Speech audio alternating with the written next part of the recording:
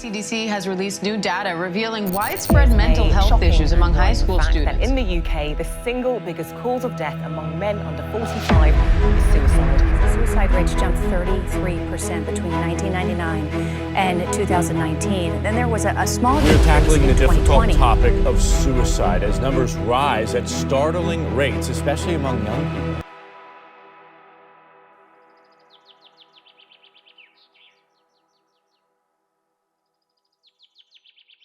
Most college students suffer with mental health conditions, however only 16% are actually diagnosed, most common being anxiety and depression. In this documentary you will learn the ins and outs of 3 mental health issues being anxiety, depression and ADHD, and others deal with them.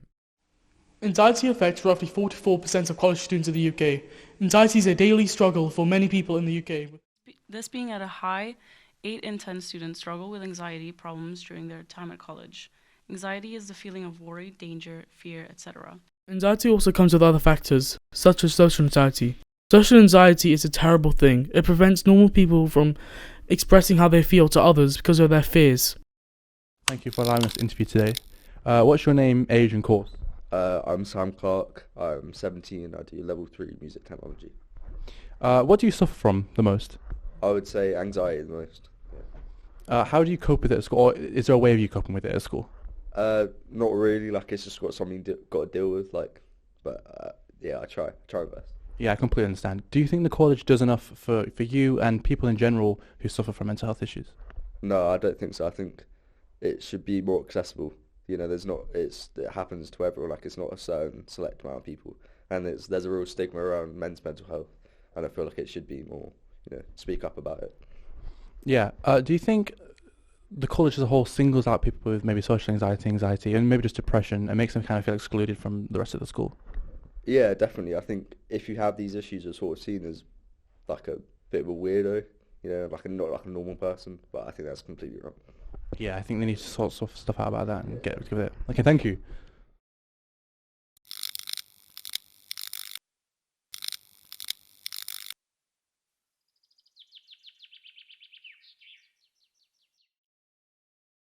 What is ADHD? ADHD is short for Attention Deficit Hyperactive Disorder. ADHD is a disorder that changes people's personalities and how they act when experiencing a hyper moment, so you can become very unaware of your surroundings. On average, 1 in 9 people suffer with ADHD. Therefore, around 20% of the college students deal with this. Thank you for allowing us to interview you today about mental health. What mental health illness do you suffer with the most? I suffer with ADHD.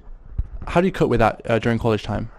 I don't really think there's a way to cope with it, but I just try and get on with it and try and concentrate as much as I can. Have you or anyone else you know been successful with help at college with ADHD or anything like that? Not that I know of, no. So what do you think the college could do if you were to give them feedback on helping improve ADHD? Well, I've never really heard anyone at the college, teachers-wise, mention anything about ADHD in general, so I think talking about it more and helping people who have it to deal with it, that would help a lot. Do you think teachers tend to pass ADHD off as almost just a kid trying to distract the class or just trying to cause trouble for everyone else?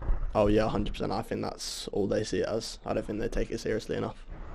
Because I have a friend with ADHD and they say that at school what triggers them most is a teacher just not paying attention to them when they need the help. Yeah, I think they definitely need to try and treat it more as something they can help with. Okay, thank you for coming to the interview today. Appreciate it.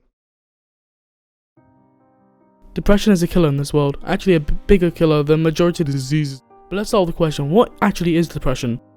Depression is a constant low mood. This can last for months, weeks, or even years.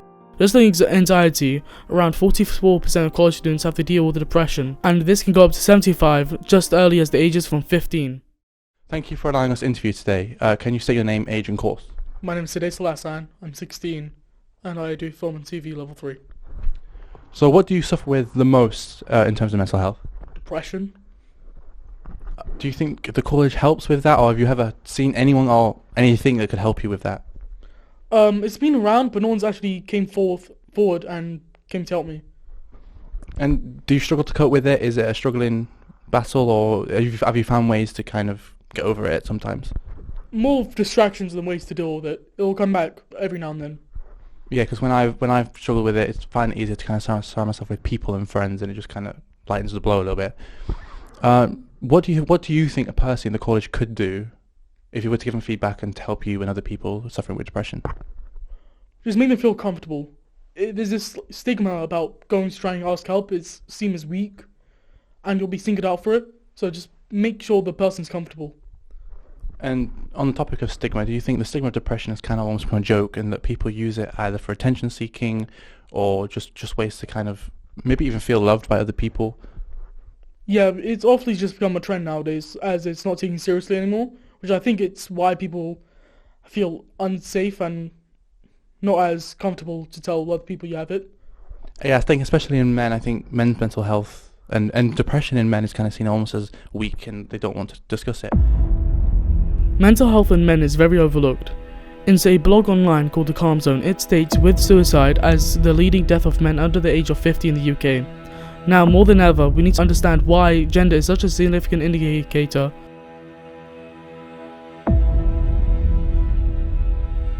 How to help someone that struggles with mental health?